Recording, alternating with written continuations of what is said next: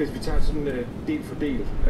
Jylland er faktisk dækket af storm og vindstød af stormstyrke. Fyn er faktisk også.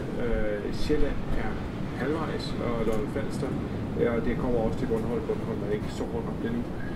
Jamen så har politiet også lært fra den seneste storm, hvor de nu har lavet et nyt hashtag, så de kører på deres kriseinfo.dk, og så kører de sådan de meget alvorlige meddelelser på det, hvor de før gjorde det på storm.dk hashtag, som alle gjorde.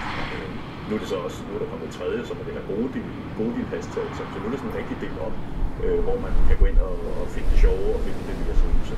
Så på den måde bliver det bedre. Men udelukker man ikke, altså nu kan det godt være, at det virker sådan et helt old-fashioned spørgsmål, og især til sådan en, der er redaktør på sociale medier.